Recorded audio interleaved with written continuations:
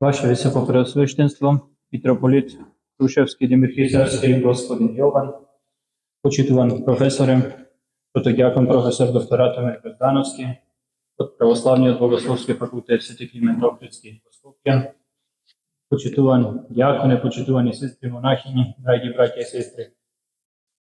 Добре дојдовте на последното од овој циклус предавања за време на Великденскиот пост, кој што ќе го заокружиме со еден наш многу почитуван професор, мој личен професор и на многу студенти кои што произлегле од нашиот Богословски факултет, професорот доктор Ратомир Гроздановски. Име на кој професорот Гроздановски роден е 15 мај 1959 година во Поречен, 1978 година завршил во Македонската православна богословија, а во 1983 дипломирал на Православниот Богословски факултет во Скопје. Во 1994 година магистрира, а во 2001 докторира на Филолошкиот факултет при Универзитетот Свети Кирил и Методи во Скопје. Бил и на студии на Аристотеловиот универзитет во Солун и на Филолошкиот факултет при Универзитетот во Атина. Поседувал настава и на Богословскиот факултет во Атина и бил на студиски престој во Даблин, во Република Ирска. По враќањето во Скопје работи како референт на просвета во Скопската митрополија, а потоа е поставен за професор во Македонската православна богословија, каде останува 7 години. Во 1990 година избран за наставник и за професор на Православниот Богословски факултет во Скопје по предметите поврзани со Новиот Завет и грчки и старогрчкиот јазик. Во 2006 година е избран за декан на истиот факултет. Бил близок соработник на доста наши поглавари на Македонската православна црква, а моментално е пензионер, но се уште доста голем работник кога се работи за нивата Господова и ширењето на православната теологија овде во нашата држава. Имено професорот ќе ни зборува тема поврзана со Новиот Завет, односно за блаженствата, со особен осврт кон едно од блаженствата кој говори: блажени се чистите по срце, оти тие ќе го видат Бога. Кој може да се нарече чист по срце за да го види Бога? Колку добродетели треба да бидат слиени во него за да го достигне тоа совршенство? Но накаде да се го постави прашањето доколку сите добродетели биле слиени во него, без дејството на Светиот Дух дали би го достигнале тоа совршенство? Затоа најдобро ќе ни зборува професорот, кому што сега ќе му го предадам микрофонот и ќе го оставам во негови раце на ова прекрасно предавање. Почитуван професоре, благодарам. Ваше Високопреосвещенство,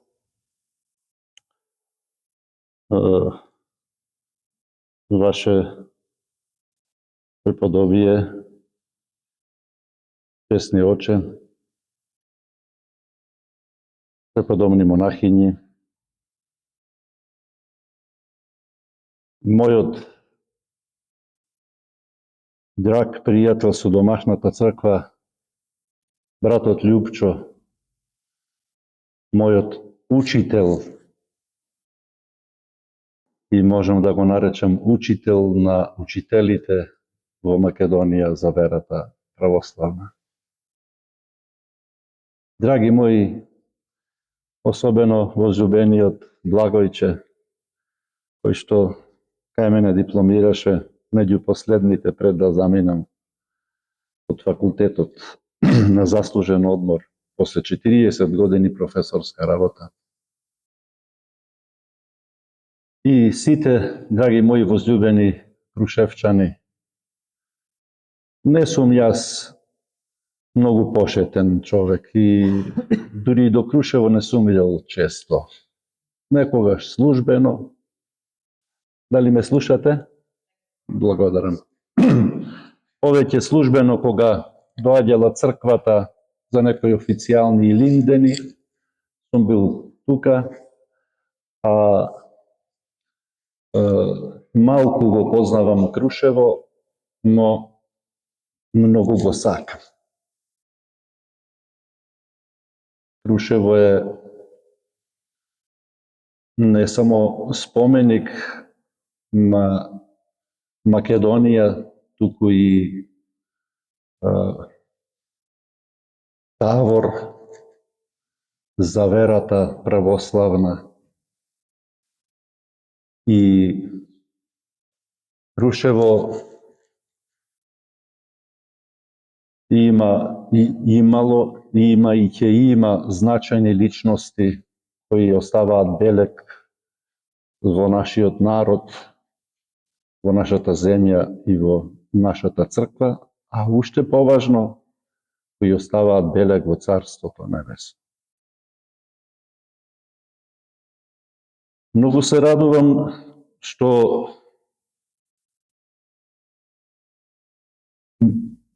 кога се јави митрополитот, неговото високо пресвештенство, вашиот митрополит господин Јован, ми направи великденска радост и рече дали би дошле да одржите едно предавање. Воопшто не се зголнев. Веднаш прифатив. И се разбира, умни луѓе брзо и лесно се договараат. Се договоривме, ама јас се договорив за да дојдам во пролет, а не во зима. Ете, имав можност, на никој пак зима не бев дошол во Крушево. Зимскиот амбиент не сум го видел освен на слика. Оние доаѓања биле досега службени, рековме, во врска со Илинден чествувањето. Зима не сум бил. И еве, две во едно. И пролетна, и зимска идила за Крушево и за возвишените крушевчани. Најважно, пак ќе повторам, возвишените пред Бога и пред црквата. И пред да продолжам со блаженствата, уште еднаш ќе се навратам на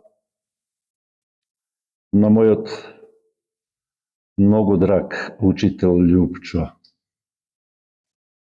Бевме деца ние во богословија, верата беше гонета, забранувана. Прв пат јавно кажувам тоа дека јас и отец Нектари, игуменот на манастирот Свети Наум во Охрид, во возот пеевме наглас црковни песни. И тоа го правевме дури намерно да чујат луѓето. Сакавме дури да ги иритираме. Оти пееа другите по вагоните, правеа што сакаа, ние рековме ќе пееме црковни песни. Таа сила и таа храброст ја добивавме од една млада група верници кои сведочеа за Христа во најсилните гоненија на црквата и верата во Југославија.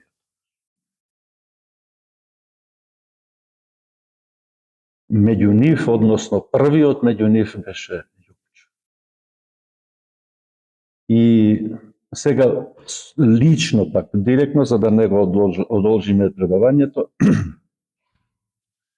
кога се среќававме на богослужби, а јас бев веќе богословија ученик, а потоа и како студент, неговото пеење, читање и директно преведување на певницата на македонскиот црковнословенски јазик беше за мене и уште несватливо. И ден денес. И се срамев јас и си велев, ете Господ како дава сила благодатна. Ние учиме и професори, 5 години богословија, уште толку факултет, нема никој што може така течно и веднаш и да го преведе и да го пее на македонски јазик. Тоа од нинејот, од светниот триот, од постниот триот, стихирите и така натаму. Тоа не се заборава ни овде, ни горе. Ете таква сила беа тие. И оние слики што ги покажуваа, што ги носеа, оние негови посети, и оние касети што ги слушавме од зборувањата на Свети Јустин Поповиќ, на другите отци свети кои денес се во Царството Небесно и Арно што ги спомнувам овдека, да се веселат и ние да се радуваме, да веселиме и да им се молиме за нас. Се храневме со таква духовна храна што никој никаде не можеше да ја добие, освен од тие силни на денот и кои прекосеа на сета власт, најсилна на земјата што ја има кај нас. Ете, затоа е таков човек имате вие. И затоа сакав него да го спомнам. А сега ќе говориме малку за блаженствата, еден првиот дел да речем, блаженствата општо, потоа, како што најави почитуваниот и драг отец Тони, за едно од блаженствата. Прво, ќе кажеме дека блаженствата се новиот закон даден, најкраткиот закон од Господа Исуса Христа директно на народот, како богочовек кога дошол меѓу луѓето. Зошто велам новиот? Затоа што еднаш Бог даде таков краток закон на човештвото. Тоа беа 10 Божји заповеди. Многу векови пред Господа Исуса Христа. И ако за 10 Божји заповеди може да се каже дека се срце на Стариот Завет, целата Библија од Стариот Завет, или посликовито речено, ако ништо од Библијата не останело по некаква непријатност или зло, тогаш само 10 Божји да останеле, 10 Божји заповеди да останеле, бил во нив збран, сумиран целиот Божји закон даден во Стариот Завет и со милоста Божја прилагоден за силите и моќта на тие луѓе од тоа време. И тие со тој закон се спасувале. Арно, ама, кога дошол Спасителот на светот, Бог меѓу луѓето, Господ Исус Христос, тогаш веќе настапува друго, ново време. Не случајно од Христа наваму се нарекува и нова ера. Ние во теологијата и во црквата и за сите верници препорачувам да го користиме терминот пред Христа и по Христа. Тоа е подобар, и тоа ера ништо не ни значи. А е земено како време од Христа навамо и пред Христа. Значи ново време, во тоа ново време, во тој нов дух требало нов закон. И Бог, Синот Божи, Господ Исус Христос, нашиот Спасител, покрај се што направил, кажал, дал, чудотворел, лекувал, мртви воскреснувал, се преобразил пред очите на своите, некои од своите апостоли и така натаму. Но сето тоа, но го дал Евангелието, а потоа вдахновил и други да пишуваат, да го дообјаснуваат Евангелието во посланијата, во книгите на Библијата, на Новиот Завет. Но сепак исто така во Новиот Завет се да исчезнело или да исчезне само блаженствата ако се зачуваат, се е полнота и можност за спасението. како што се 10 Божји заповеди срце на Стариот Завет, блаженствата се срце на Новиот Завет. И сега, јас планирав, возејќи навамо, односно возејќи се, доаѓајќи, некој од календарчето да ги прочитавме, беше добро, ама еве не мора да ги читаме и блаженствата и 10 Божји заповеди, да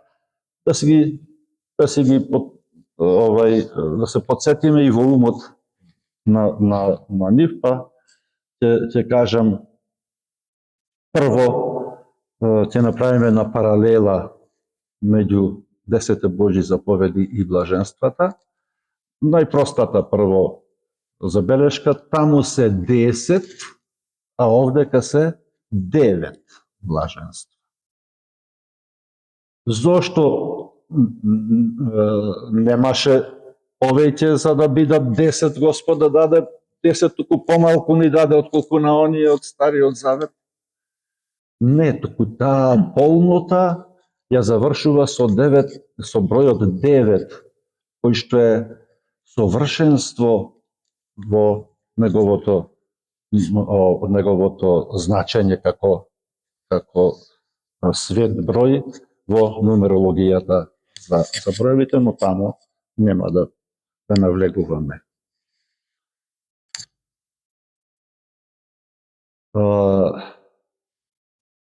Освен оваа разлика,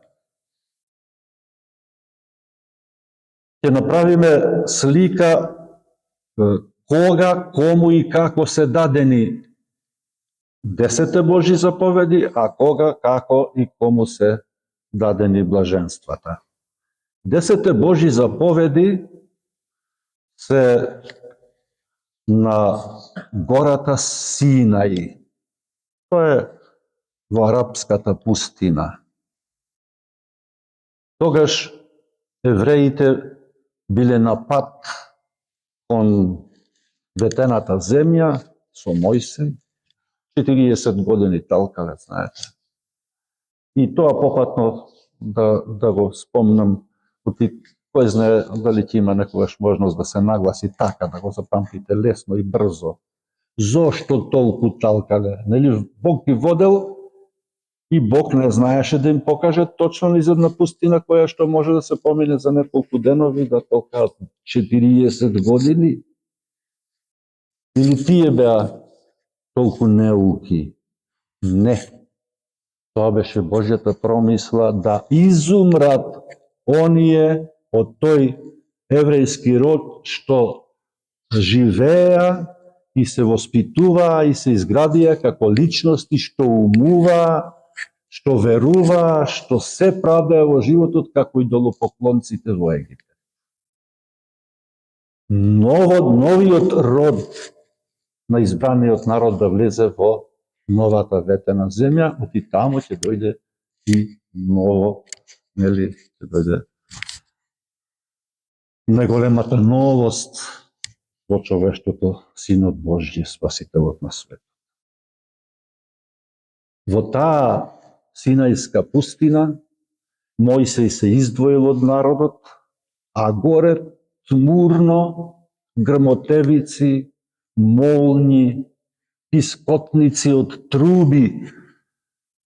Народот со труби свирел, дим се дигало, чадела гората, се тресела, страшно било.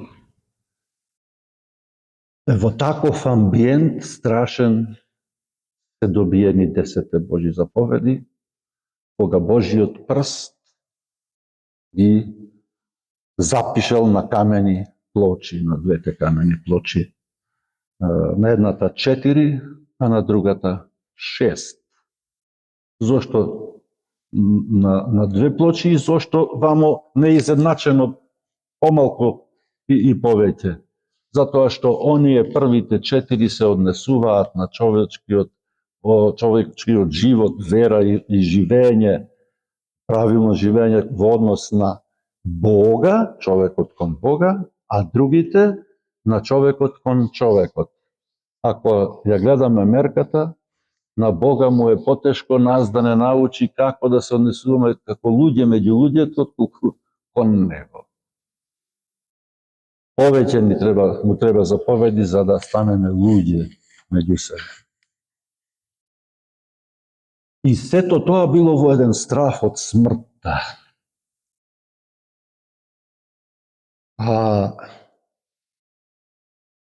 Деветте блаженства Господ Исус Христос ги изговорил исто така на Галилејската планина, гора, како вамо тоа беше на планина, на висорамнина една, која денес се нарекува гора на блаженствата или висорамнина на блаженствата, Карнхатен ја викаат арапите, изговор, тоа е близу Капернаум, над Генисаретското езеро. Озгор од висорамнината се гледа како трпејца Охридско езеро. Така. Тамо распослани илјадници луѓе околу Христа, најблиско до него апостолите. И Христос се вели во Евангелието, седна и почна да им зборува. Тоа е изговорено меѓу почетокот на неговата мисионерска, месијанска дејност меѓу народот, како спасител. И луѓето, за разлика од онаму во Синај, кога бегале од стравот горе, овдека се туркале кој да биде поблиску до Христа.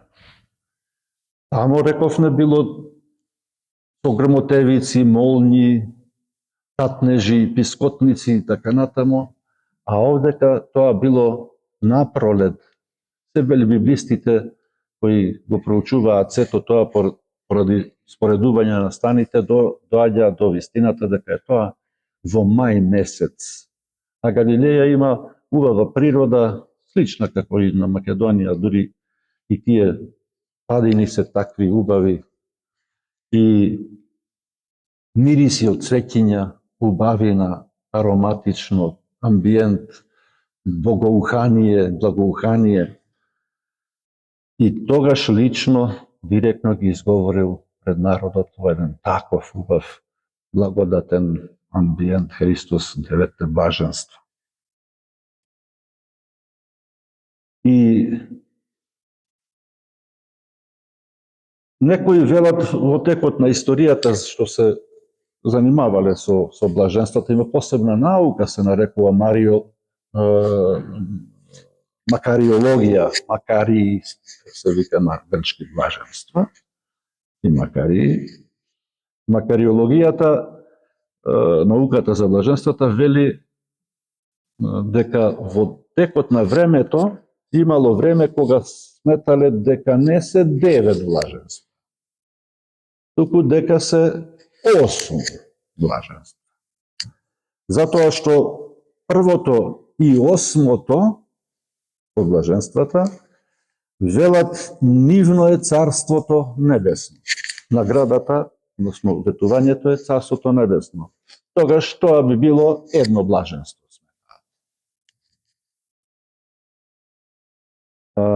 И уште еден таков пример, аргумент, дека четвртото и 8-то во секоја од овие паралели 8-то влегува, четвртото и 8-то зборуваат за правда, и едното и другото, и може да биде во едно, така што би биле едно помалку и во едната и во другата математика, па би биле 8 блаженства.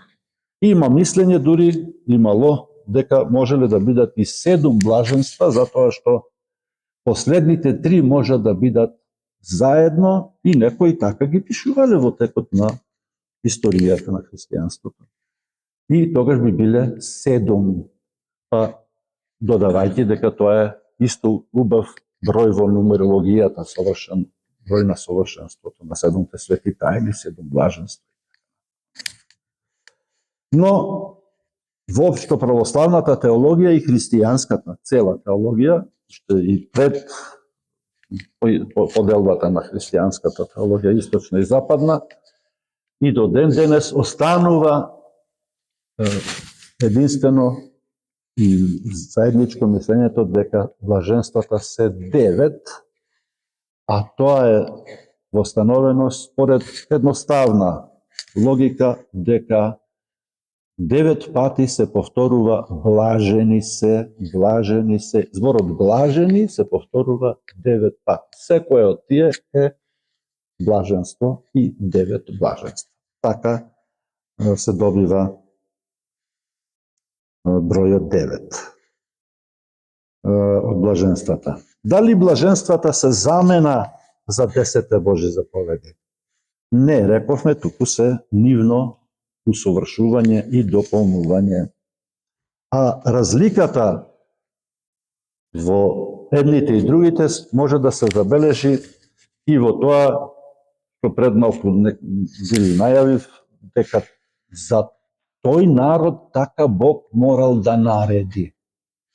10 Божи заповеди се многу строги. Забрануваат. Нивната улога е да ги забранат гревовите. Значи Бог во таа педагогија на човеколюбието во Стариот Завет се мачел како да ги убеди луѓето само да не прават гревови, не мора да прават добрини. А во Новиот Завет не е веќе така. Не може да се спаси никој ако само не прави гревови. Може ни еден грев да не направи во животот, нема да се спаси. Затоа што сме повикани да правиме добрини, добродетели. 10 Божи заповеди забрануваат гревови, а 9 блаженства учат на добродетели. Секое блаженство има добродетел. Тие што забрануваат заповедите, одсете се, тамо се вели, не прави идол или слика, не кради, не прелюбодејствувај, не лажи, се е забрана. Тие забрануваат. А блаженствата поттикнуваат, затоа што блажени се вели оние кои плачат затоа што ќе се утешат, награда има. Ќе се утешат, ќе се наситат гладните и жедните, ќе го наследат Царството Божие, така натамо. Нивно е Царството Божие и на крајот завршува: радувајте се и веселете се. А радоста е најважната одлика на христијанството, затоа и воскресението е радост. Што е блаженство? Најкратката дефиниција едноставна. Блаженство е постојана радост на душата.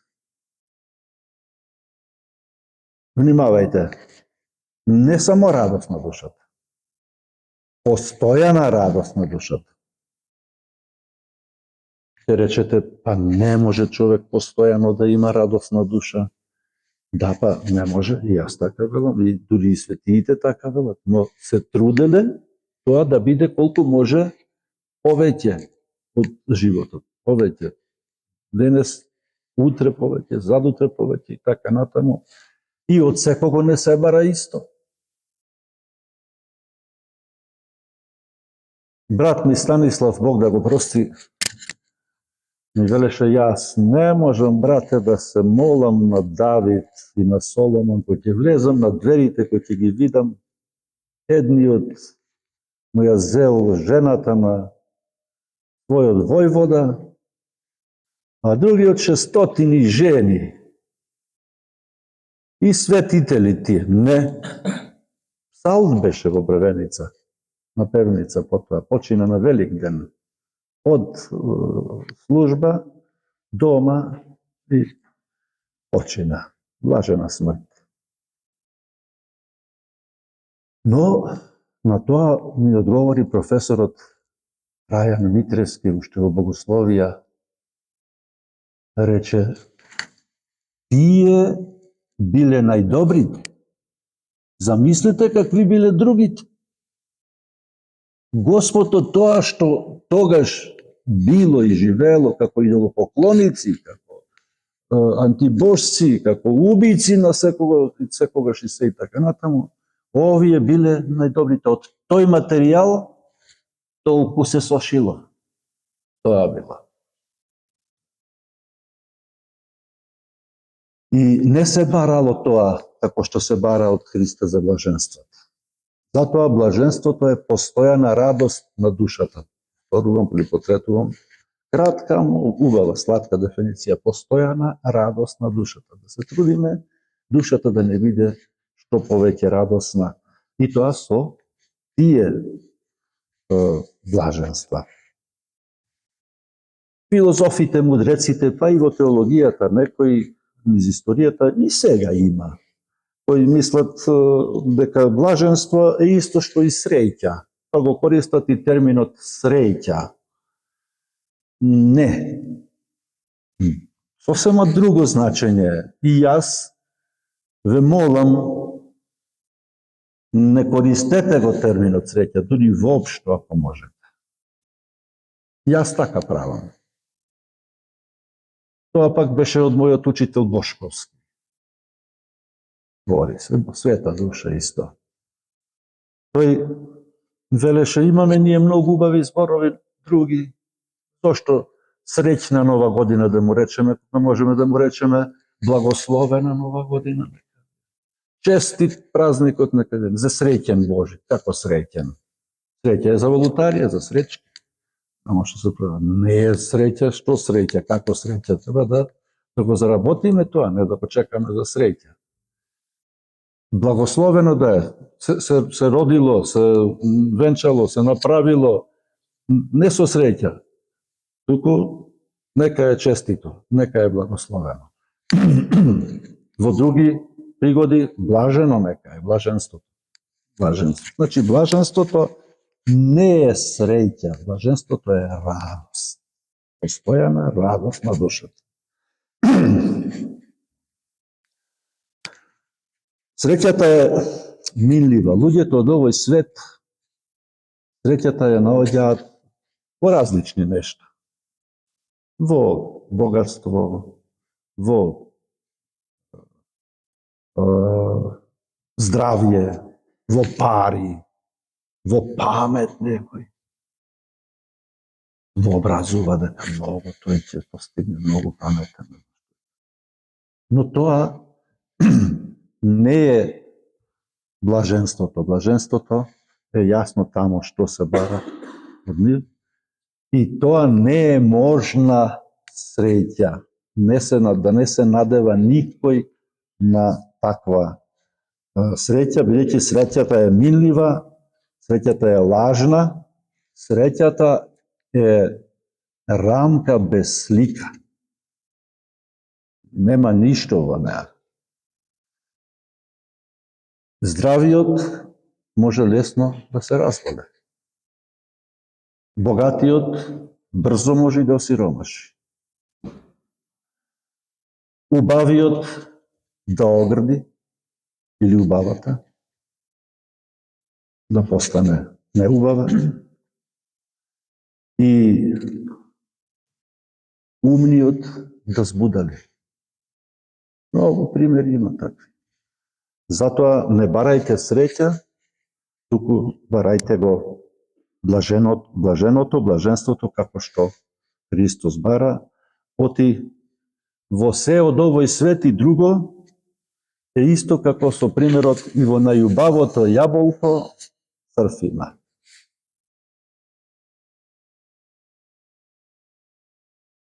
И како заклучок на ово говорење за блаженството, поимот за блаженство, да го завршиме, тоа е збир, блаженство е збир на се што е добро, во кое нема недостаток. Тие се суштински евангелски вредности, со нив човекот може да се образува, да го формира образот, ликот, според Господа Исуса Христа. А вистински и целосно блажен е само Бог. Ние ќе тежнееме со понешто од овие блаженства да можеме да се заштитиме и да го заслужиме тој богоподобен образ во нас. Затоа Лионски Иринеј, светител од раниот христијански век, блаженствата ги нарекол правила за небесен живот на земјава. А Свети Григорий Ниски вели тоа е збир на се што е добро.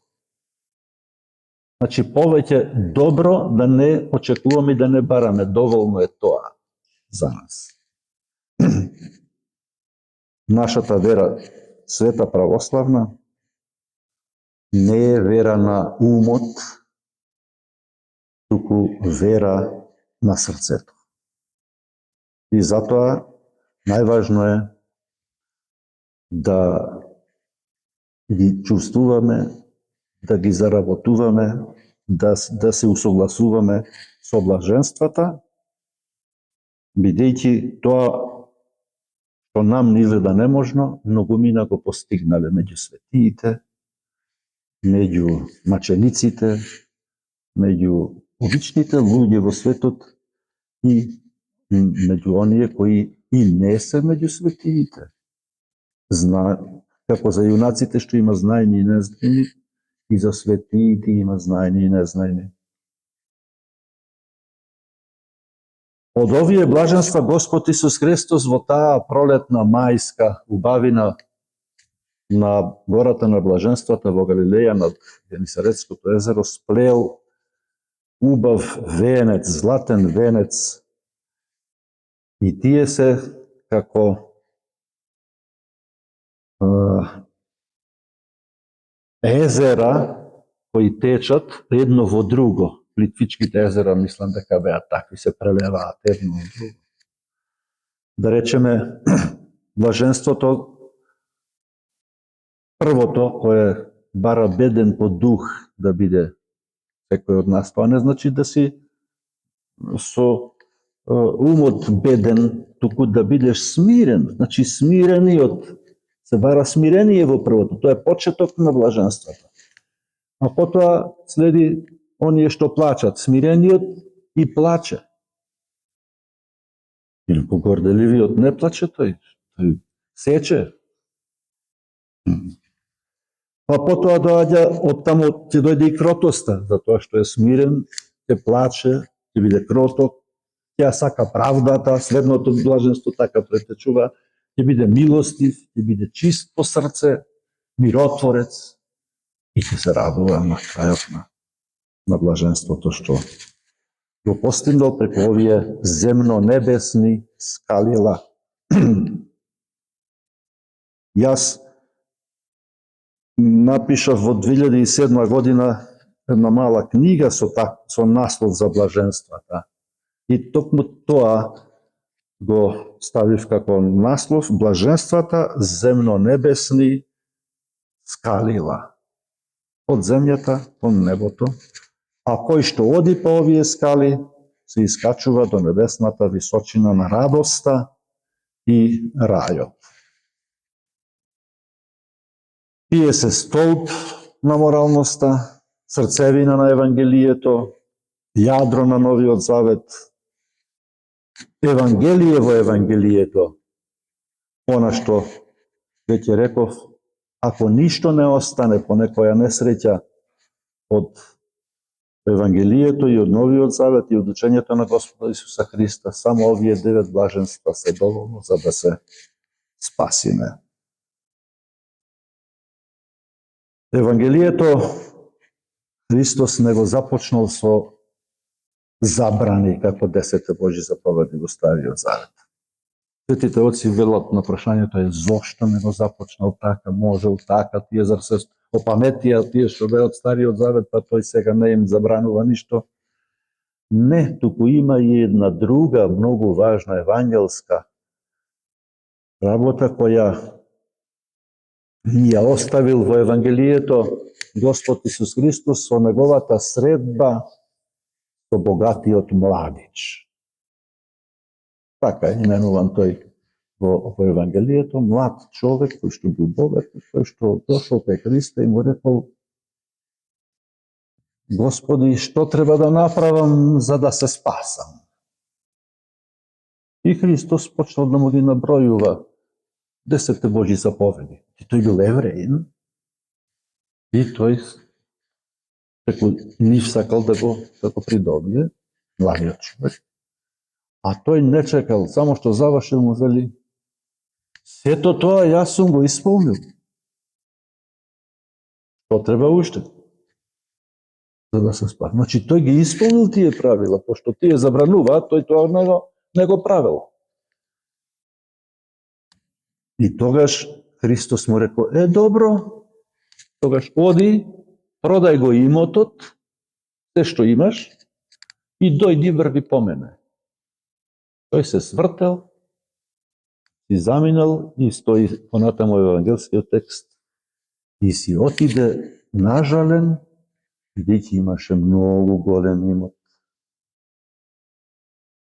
Ете, видите како тие заповеди може да се исполнат, а да не заслужиш ништо. Затоа што тие не учат што да даваш, туку што да не правиш, а не што да направиш.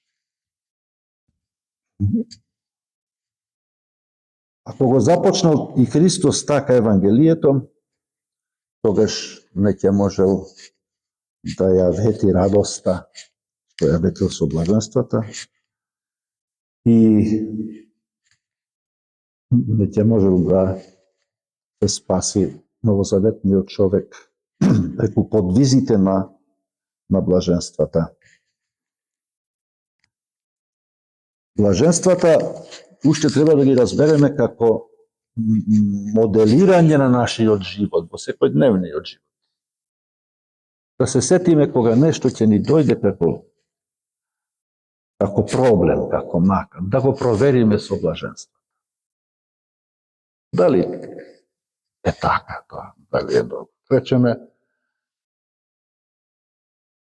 нема на тоа да се навратиме денес, само како пример да ви речем.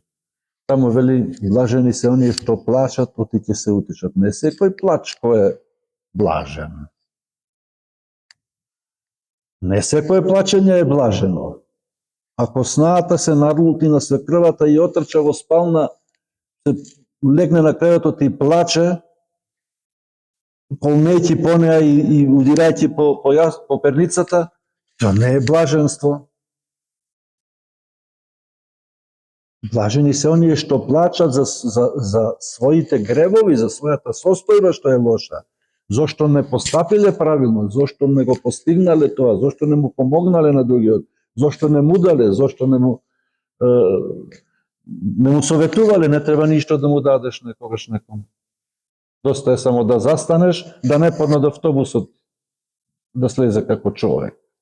А тој што ќе види другиот и рече: јас ќе правам така. И готово, си направил две добра. И господинот слегол удобно и уште еден си придобил добротворец.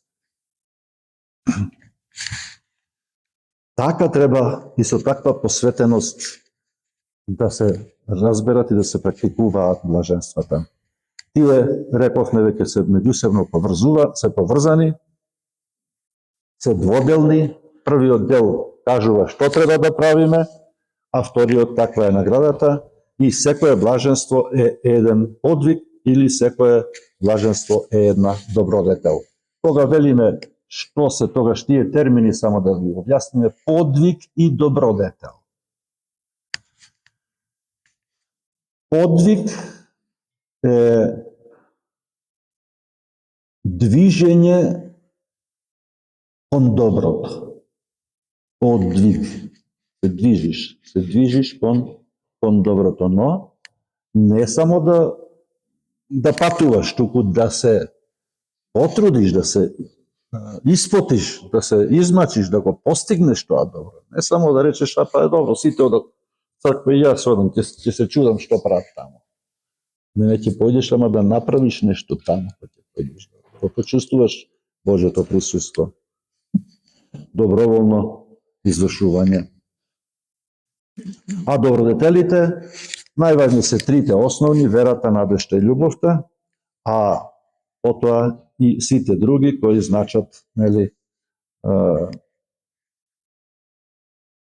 правење добро со многу примери и начини. И на крајот ќе завршам со ова. Последните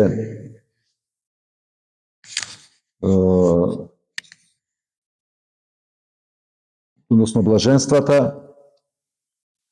почнуваат овде на земјава, а последно завршуваат на небото како награда за нас. Не само овде, туку небесна награда.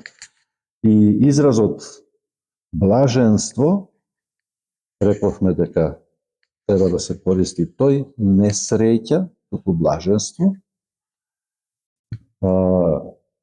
Го имаме тој термин директно преведен од Макариос блажен, блажените нас, блажени, Макарии, од грчкиот јазик. Иако во грчкиот јазик постојат дури 4 термини за изразот блажен, но тие се однесуваат на други, поинаку се изговараат. Исто се однесуваат на блаженство или на среќа. Да речеме, кај нив има исто како и кај нас блажен и среќен, ефтихис е среќен, а Макариос е блажен. Но имаат тие израз дури евдемон, израз за добриот демон. Од многобожечка елада, уште од елинството, од порано, дека и меѓу демоните имало некој добар. И друго еден израз кој што го представува само кратко задоволство и го нема тој како збор во Новиот Завет воопшто.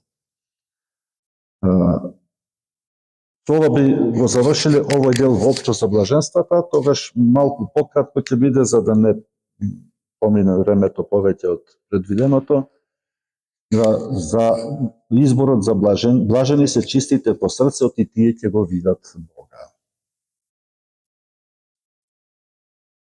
Зошто ова блаженство го одбрав?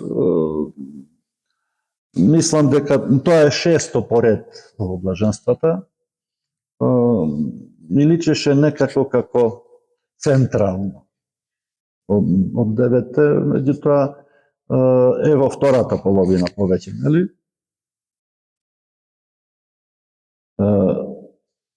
И ќе почнеме со тоа како награда што е, ќе го видат Бога, чистите по срце. Како ќе го видат, па нели е Бог невидлив? Има една стихира тамо, ја пееме: Бога човеком невозможно видјeti. На него жечини ангелсти не смејут взирати. Бог човекот не може да го види, човекот Бога не може да го види. Оти на него и ангелските чинови не можат да гледаат, да зиркаат, да речеме, може би било поинтересно. Ни да зирнат не можат, а не да го видат. Точно така е, но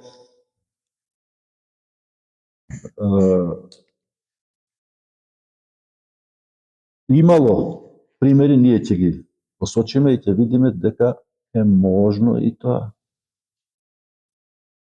Можно е да се види Бог. Например, денеска еве служевме вечерна богослужба и утре е празникот на Благовештение на Пресвета Богородица. Ете човек кој што го видел Бога, Богородица. Не само што го виде, туку го носеше во себе.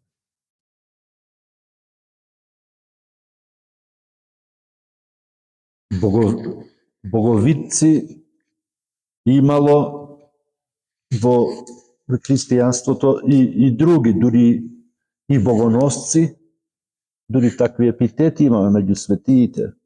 Игнатиј Богоносец. И во Стариот Завет Бог се појавувал преку гласови, преку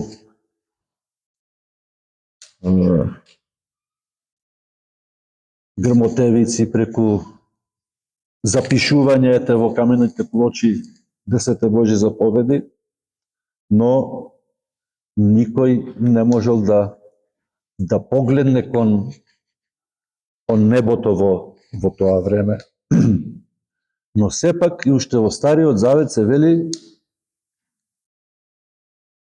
дека и тогаш имало боговици. Еден од нив е Свети Илија, пророкот Илија, па и Елисеј, па и Мојсей. Директно слушале, многу други од пророците.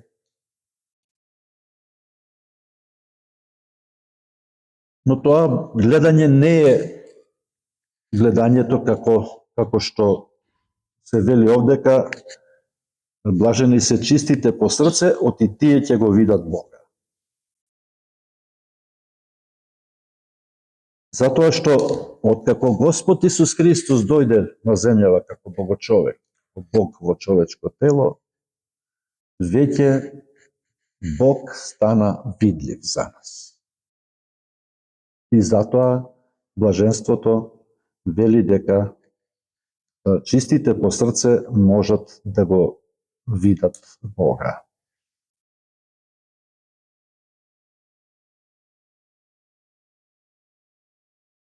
И апостолот Јаков вели, ако се сакаме еден со друг,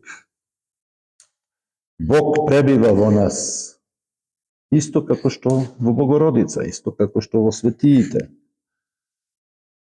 И други такви цитати од Новиот Завет говорат спротивно на она што рековме дека Бог по суштина е невидлив. Точно така, ние и кога го гледаме и кога се пројавува Божјата сила и Христос кога бил меѓу луѓето, тоа е од неговата снисходливост, од неговата милост да ни се појави во онаква можност колку што можеме ние да останеме живи и читави, а да го видиме Бога. А не дека ние сме постигнале нешто повеќе што треба да дојде да го исполни како задача кон нас. Овој дар е можен или се добива само преку чистото срце. Видите, не може со умот да се дојде до Бога. Не може со ништо друго да се дојде со Бога, освен со чистото срце, за да се види Бог.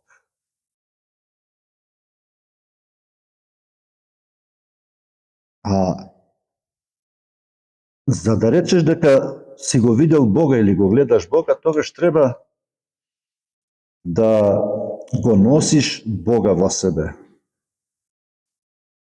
Иако блажен Августин вели, неразумно е луѓето да сакаат да го видат Бога. Тоа го вели како неразумно со овие телесни очи и со телесно гледање, со желба телесна или љубопитство. Но Бог се гледа со срцето, со окото на срцето. Бог се гледа како во срцето, како што се огледува сонцето во изворот на водата, на мирната вода. Во реката не можеш да го видиш, што е немирна, што тече. Што е мирна, водата, сонцето се огледува во водата. За да може поблиску до нас да го разбереме како чистото срце може да го види Бога, ќе си земеме пример пак од нас, од луѓето.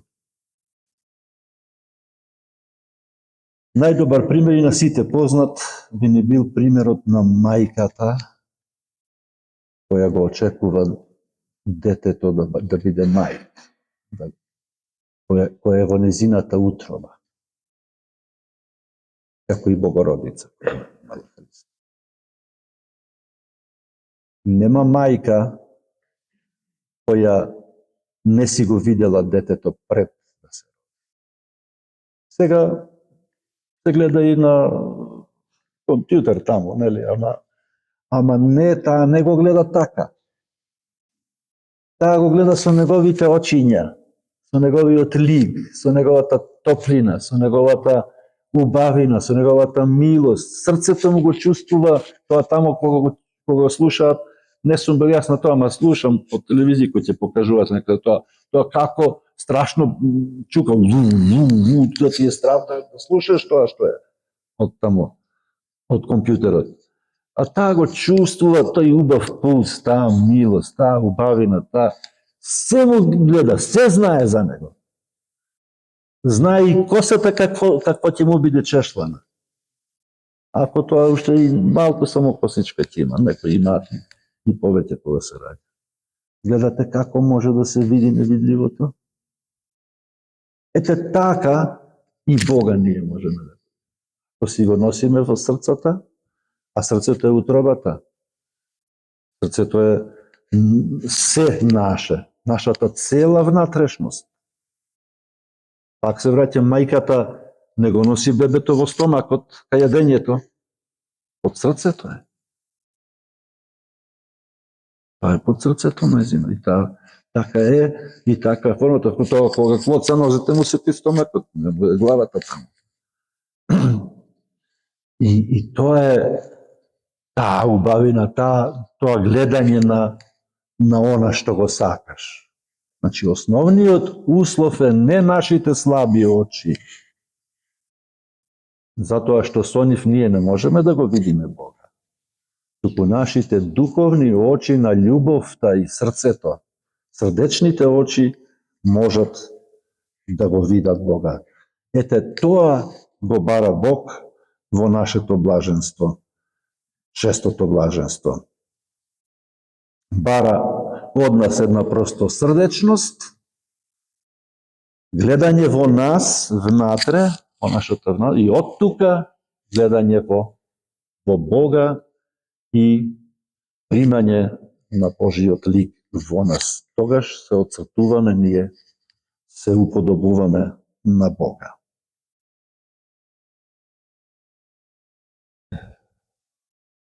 На еден камен крај манастир имало една чешма и на каменот на чешмата имало многу убав текст напишано: не ми ги само рацете и лицето, измиси го и срцето. Се враќам, блажени се чистите по срце. Да си го памтиме ова. Да не биде секогаш во блаженство кога ќе се изговори, да си речеме чешмата пред манастирот. И напишаното: понекогаш измиси го и срцето, а не само рацете и лицето. А од срцето што да измиеме? Се она што ни го труе срцето, со што сме ставале внатре некои непријатности, лоши мисли, тежини, омраза кон некого и такви валкани работи на таа чистота.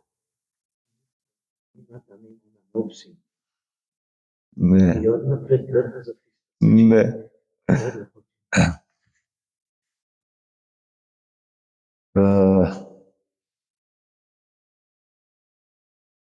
Што значи ова блаженство, кое вели блажени се чистите по срцето и тие ќе го видат Бога, ни дава повик да бидеме поинакви, обратно од фарисеите. Што значи тоа?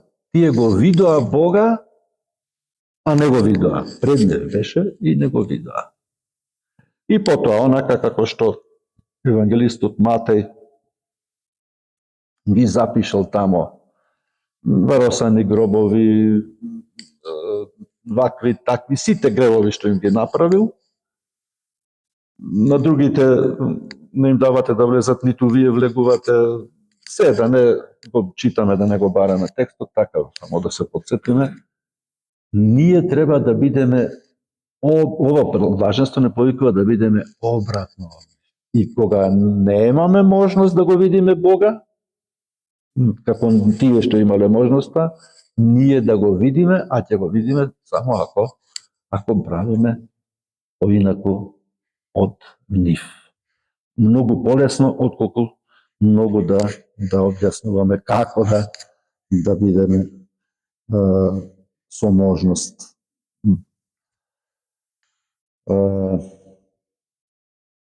И на крајот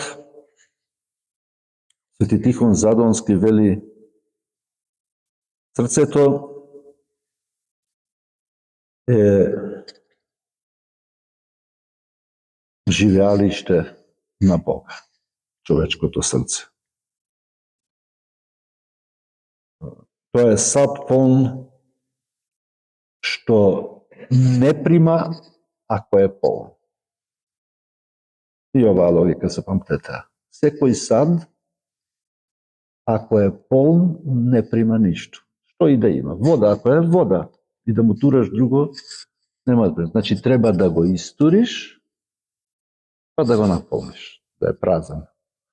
Ние треба нашето срце да го испразниме од лошите работи, за да го наполниме со добрини, и тогаш со тие добрини добродетели ќе може да го видиме Бога.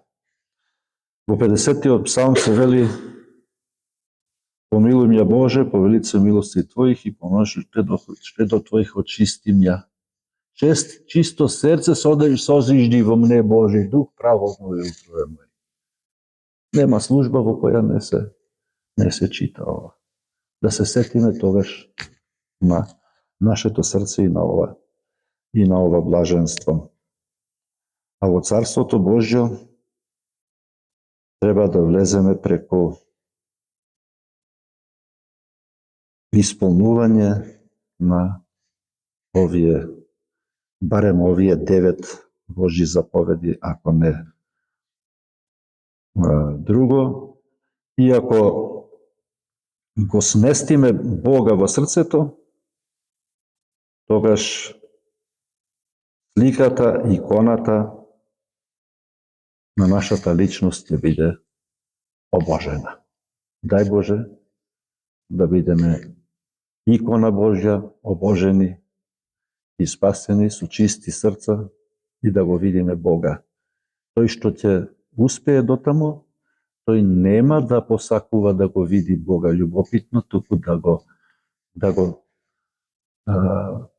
зграбчи, да го загрли, да го има како мајката детето, како најсаканото нешто, како нешто без кое не може. Ете, така Христос не учи, така треба да бидеме во љубовта со Бога и со исполнување на ова едноставно блаженство. Блажени се чистите по срце, оти тие ќе го видат Бога. Ви благодарам, чисти по срце, и сакам да бидете по Бога и видени и благодарам да видите.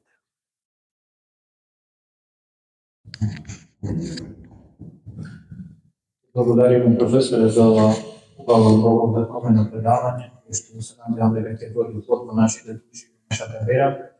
А сега имам некој колку има прашање, го поставиме професорот во врска со темата која што тој предаваше. Што професор ще ништо.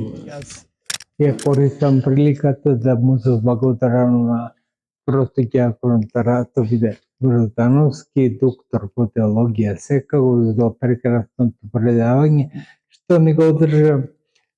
Обичај имам, како што знаете, по едно прашање поставувам на предавачите, овој пат врзано со блаженствата секако. Зошто во православната црква предстоителите на црквите некои ги викаме ваше блаженство, а некои ваша светост? Благодарам. Високо просвещени владико, благодарам многу уште еднаш и за поканата, и за можноста да бидам овде, и за вашата решеност да бидете и вие дел од ова предавање, да слушате со внимание, а тоа го знам дека сте наблюдателен и внимателен слушател. Скоро бевме на факултетот Богословски на еден симпозиум и таму бевте активни со вашите прашања и тоа многу суштински значење. Конкретно за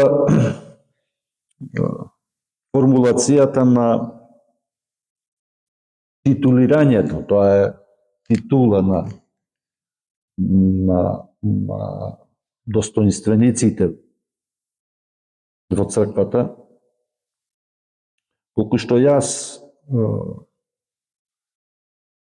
знам, иако тоа не е моја област, јас сум библист, не е моја област, но бидејќи се занимавав со многу нешта во мојата дејност и црковни прашања, низ историјата биле променливи тие титули и именувања,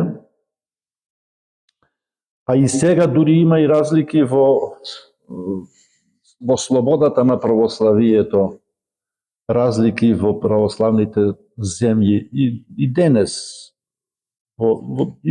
не само конкретно за ова што прашавате, но и воопшто во титулирањата или однесувањата на, да речеме, поинако се толкува тоа во руската црква или се практикува поинаку во елатските цркви, поинаку во некои други и така натаму, Антиохиска, Александриска.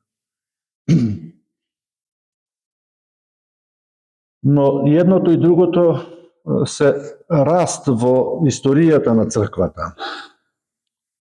Колку што знам, повторувам, затоа се враќам пак на тоа, тоа историски е надвишувано. Во историјата најголемата или прва била блаженство. Потоа дошла свети патриарх, нели? Ваше светителство би било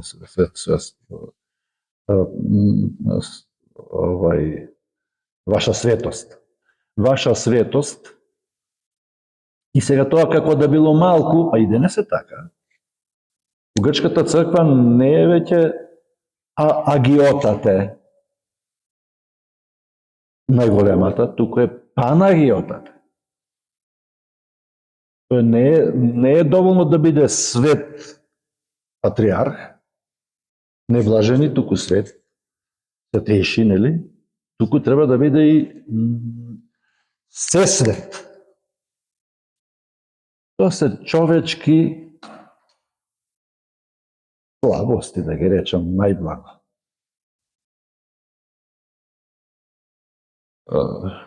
Лично не сум застапник за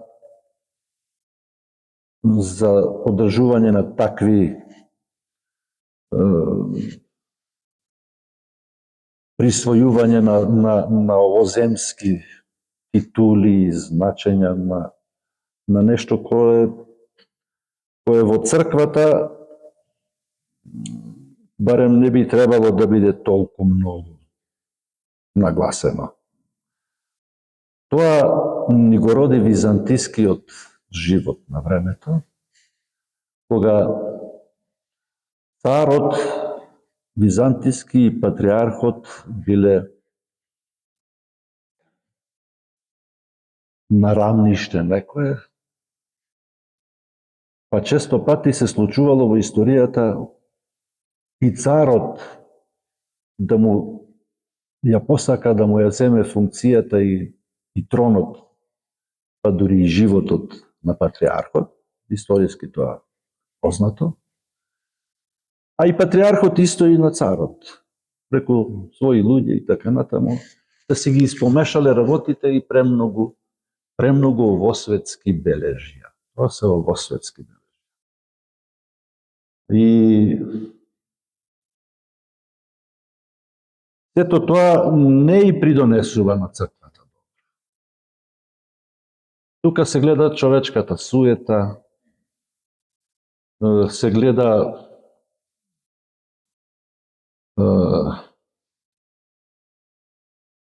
овоземното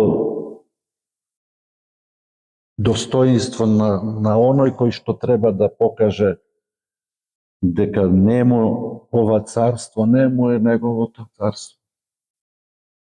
Ту небесното царство, нели, треба да сакаме и да го здобиваме.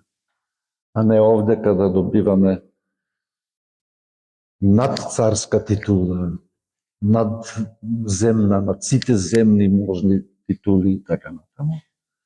И така се вметнало тоа, и тоа стои. Тоа се сите и до другите украси. Јас видов прв пат 50 години славеше Бугарската православна црква и бевме делегација од Македонската православна црква во Софија. Митрополитите Петар, Тимотеј, Наум и јас како секретар на синодот, како дјакон, прв пат видов дјакон со крст од Романската православна црква, рекоа дека, а највисок по достоинство и по титула беше Александрискиот од гостите. Цариградскиот не беше дојден, и Јерусалимскиот не беше дојден, оти би биле тие пред него. Третиот, значи, беше Александрискиот по достоинство, нели, како што е во диптихот, Цариградскиот е првиот, вториот е Јерусалимскиот, третиот е Александрискиот. Александрискиот беше, тој началствуваше и неговиот дјакон со него, а романскиот дјакон беше со крст. И го прашав, литургичар беше, сега, во личност, што не е присутен веќе, Бог да го прости. Митрополитот Тимотеј, царство небесно да му даде Бог. Тој рече, ај ти седи тамо, да не останеш и без тоа што го имаш, не барај крст сега. Реков, не барам јас, туку сакам да научам што се случува. Тој си знаеше така, веднаш да те пресече. И не доби одговор, и не знам што е. Но знам да речеме дека Руската црква носи, нели, крстови секој што е свештеник, па и по 2 крста, па и по 3, па и 3 свештенички има. Значи, таа шараноликост во христијанството, јас го искритикував прво, нели, ова, дека е лакомство по овоземските слави и почести, а сега те кажам поблагата убава форма, слободата што ја има православието е таа убавина и големина. Онаму другите на запад, па како ќе пресече првиот тамо што седи со тиарата и така ќе биде, никој не прашува, тој е представник на Бога на земјава. Овдека има секој слобода и така се дава можност за тие промени на титулите. И завршувам пак со нагласката за завршно, дека мислам дека низ историјата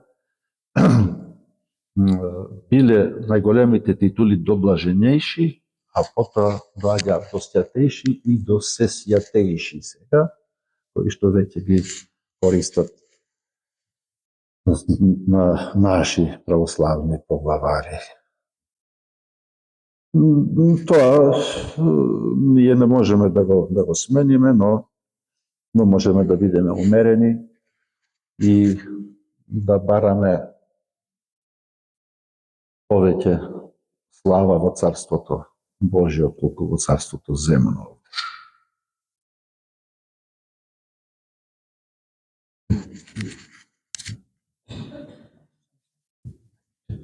Некој друг да сака да постави прашање?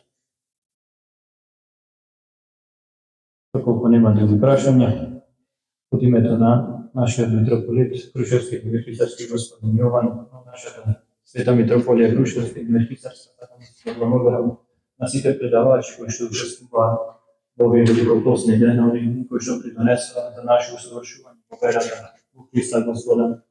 Се надевам дека барем малку добре пристигнавме некоја верена цел кон сите верници кои што ги слушаа овие предавања, не само денешните, кои што се сега присутни, уопшто на сите претходни 4 предавања и ова пето, кој што е последно во циклус предавања за оваа година, за овие великопостни денови, а со надежда като година ќе се отворат уште подобри теми, ќе се донесат некои предавачи кои што досега некаде се со цел да се зацврсти нашата вера, да се учиме во Христа Господа и во овие денови, како што напоменав на великите пости, да ја запнеме нашата вера и подостојно да се дочекаме неголемиот блажениот и сите празници, воскресението Христа во велике.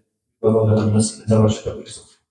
И јас ви благодарам уште еднаш, ваше високо преосвещенство. Многу се радувам уште еднаш на ова што бев тука. Да ве похвалам сакам. Не за гордост, туку за пример. Да бидете пример. А тоа сте умееле и сте знаеле да го правите и порано и сега. И кога сте во немоќ, преку немоќта, кога сте силни, тогаш сте најсилни. Овие услови што вие ги имате овдека, и почна да ми студи до душа, искрено. Се никакви спрема она што ги имаат другите во Македонија и не прават вакво нешто. Бог нека ви помага и правете го на многоја лета.